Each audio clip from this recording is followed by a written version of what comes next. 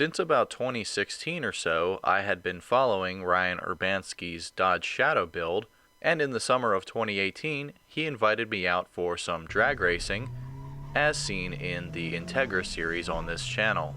And at the time, I said I would do a review on this car, and finally the time has come. Especially since, as the video title suggests, I actually ended up purchasing this car in early 2019. And since 2018 and present day, the car has taken several different forms of appearance, so there might be some discontinuity in appearance, but I'm going to try and review the overall concept of the car. When Urbanski first started this build, he wanted to be the first person to carburate a 6G72 powered Chrysler P-Body. In the United States, there's two flavors of P-Body. There's the Dodge Shadow, which comes in several trims and variants, and the Plymouth Sundance, which also comes in several different flavors. And in Europe and other markets, these cars were sold under the Chrysler brand, with several variations of names, including Chrysler Shadow in the Mexican markets, and the Chrysler ES in European markets. In the North American markets, at least, you could get a Dodge Shadow with a 3-liter Mitsubishi 6G72 engine, which was not uncommon in other Chrysler products at the time, including Caravan and LeBaron.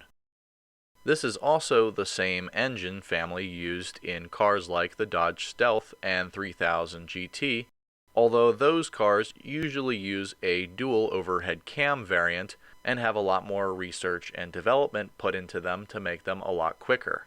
So the Chrysler single overhead cam variants are not super popular amongst the car modding community due to the fact that it's essentially a minivan engine that they adapted for some of their smaller cars.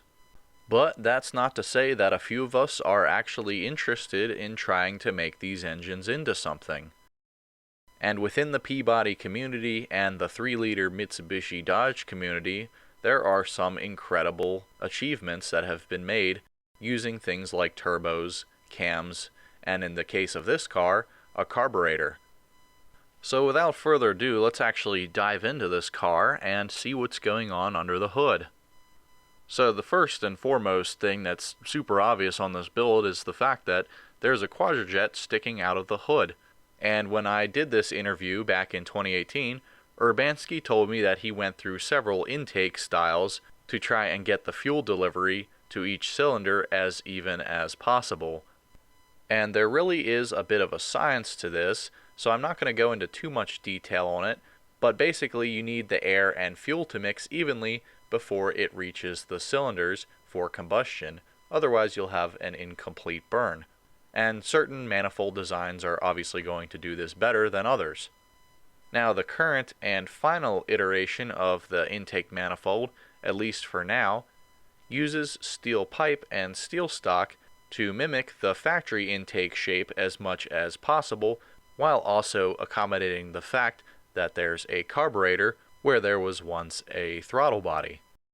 Now this intake is also a little taller than the factory intake, and that is to allow the fuel and air more time to mix thoroughly before entering the combustion chambers. On the factory version of this engine, there is an injector just above each cylinder's intake valve that sprays the fuel in, and it atomizes fairly quickly, so the intake obviously does not need to be as tall for the fuel to mix. Now there is a bit of a drawback to this design, especially with the lack of a heat riser. Since the carburetor is so high up, and in fact it's completely out of the engine bay, it will never really get to engine operating temperature, which means in colder conditions, the fuel may have a hard time staying in vapor form, and believe it or not, it is not possible for gasoline to combust as a liquid. And to further complicate things, the act of gasoline turning into a vapor makes the surfaces it's evaporating off of very cold. And in colder conditions, 60 degrees Fahrenheit and below usually, this has caused water to actually condense and even freeze to the carburetor, which has not only caused the internals of the carburetor to ice over, but it's also caused the throttle to freeze open. So to summarize, this car is not a winter car at all, and it really shouldn't be driven in late autumn or early spring either, because those cold rains can cause the problems I just mentioned. Now in the summertime, this setup is actually really nice because the whole effect acts like a cold air intake, and you get much denser air during those hot summer months. And that's kind of how this car is intended to be operated. It's more of a seasonal driver, even though me and Urbanski have both driven it in the winter as well. Now with the fuel injection system deleted and replaced with a carburetor, comes additional and exciting challenges to overcome. Since the fuel delivery is no longer computerized, things like the computer-controlled distributor, tachometer, and speedometer no longer work. So in order to make the ignition system as electronically simple as possible, what better way to do that than to make an entirely new distributor from scratch? With the help of his machinist neighbor, Urbanski was able to make one using parts from a slant 6 distributor and parts from a small block Chrysler distributor. Originally, he was just going to use an entire slant 6 distributor that was modified to fit in the Mitsubishi engine, but in the process of doing so, he found out that the slant 6 distributor actually spins in the opposite direction, which means the entire advance mechanism will not work at all. So instead, the whole bottom half is a small block Chrysler distributor assembly modified for 6 cylinders with a slant 6 cap on top. Now for the timing advance, it's all entirely mechanical using weights. There is no use of vacuum advance on this setup. The factory coil was also replaced with this racing style one that you see on a lot of bigger engine builds. I'm not sure if that's necessarily required, but the placement of the factory coil was on the top of the factory intake plenum, so that may have just been a matter of preference and aesthetic than functionality. But either way, it's a much more universal part, so if there's a problem in the future, it will be easier to find one on parts shelves. Now that this distributor that does not rely on a computer to control the ignition is present, the computer-controlled tachometer and speedometer no longer work. And for a while, Urbanski was just running an external SunPro racing tach mounted to the side of the instrument cluster, but eventually he found a Dakota digital adapter that actually interfaces with the factory tachometer and displays the correct RPM. And for the speedometer, he meticulously disassembled the instrument cluster and grafted in a mechanical 87 to 89 speedometer, which is driven directly from the transmission via a speedometer cable. I found this modification particularly fascinating because the 87 through 89 gauges are front lit, whereas the 90 through 94 gauges are backlit. So the cluster had to be modified to allow both front lighting and backlighting. Luckily, the battery and fuel gauges work with the lack of a computer, but the temperature gauge does not. So there's a mechanical temperature gauge installed just to the right of the instrument cluster. There's also a vacuum gauge, oil gauge, and AFR gauge installed in the car, which are incredibly useful for on-the-go diagnostics and system checks. Ryan also installed this really nice aftermarket wheel with a real wood grip and a Pentastar horn button. The factory shifter has been replaced with a Hurst shifter, which had to be modified to fit the front-wheel drive shifter linkage under the center console, but it feels incredibly notchy and far better than the factory one. And getting that notchy feeling in a front-wheel drive setup that uses cables is even trickier because all the transmission feel has to translate through those two cables. Going back to the exterior, this car has had several sets of wheels on it over the years, but I don't think any of them have been as iconic as the wheels that sit on it today. These wheels are straight out of the so-called golden era. and were used on a number of Plymouth and Dodge's iconic muscle cars of the time. Urbanski figured out that the small bolt variant of these wheels will bolt straight up to a Peabody's factory hubs, and the offset will not interfere with any of the brake or suspension components, although some adapter rings were needed to keep the wheels centered on the factory hubs. He also found these chrome trim rings at Summit Racing that fit these rally wheels perfectly. In the months leading up to its sale to me, Ryan also messed with the ride height using neon struts up front and cut springs in the rear to lower the car a couple inches.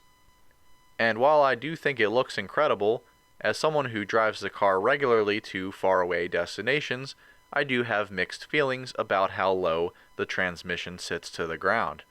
At its current ride height, it does not take much for the transmission or the K-frame to hit the ground, and the rear tires tend to rub against the body, which has cut the sidewall up a good bit, especially on the left-hand side. And I will try and fix these issues first before I resort to reverting to factory height. But having autocrossed this car, the front and rear tires tend to scrub the fenders either way, which is somewhat distracting when you're trying to aggressively corner, and it could potentially cause a hazard. So a solution of some sort is definitely on the roadmap into 2021. Right before I bought the car, Ryan actually agreed to install air ride in the back to help mitigate damage to the rear tires as I drove it home. And it actually has been incredibly convenient, since I can adjust the rear ride height depending on how many people are riding in the car or depending on how much cargo is loaded in the trunk. And if you've ever been to a show like Carlisle, you know how easy it is to end up buying a transmission and stuffing it in the back of your show car to take it home. On to some other stylistic things about this car. You may have noticed that it does not have shadow taillights, but actually has the Sundance taillights. And unless you know these cars, you probably never would have realized that, but those are not the factory taillights for this car. And I actually do think the Sundance taillights look a little sportier, as they look similar to the Mustang taillights of the era, whereas the Shadow ones look a little bit more big 80s sedan-like. All of the exterior decals and logos were removed, with the exception of the front Pentastar, and the trunk lid was replaced, briefly leaving the car without a spoiler until me and one of my friends here in Maryland drilled the holes to reinstall it. Since taking ownership of this car, I've decided not to stray too far from Urbanski's original concept. I have, however, toyed with the idea of changing the engine color to purple by painting the valve covers, which needed to be repainted anyway. And while I do think the purple looks really good, if the engine does come out and gets painted, I think I will stick to the vintage Mopar blue. Believe it or not, this car is actually incredibly rusty, and it doesn't really show up on camera until you look a lot closer, and some of the worst spots are even hidden in plain sight. So depending on how much time and how much of a budget I have in the future, I was actually talking about swapping this project into a new shell, and if that happened, I'd want to make sure the shell was completely rust-free and painted up perfectly with brand new paint, and with that comes the opportunity to paint the car any color you want, so long as your budget allows. So I was possibly thinking about painting it plum crazy in the future, but that's a topic for another day. And with so many things that would have to be done to pull that off, it would certainly be a series of its own, but in the meantime, there is a lot to be done to the car as it stands today, so there will definitely be more episodes featuring this car.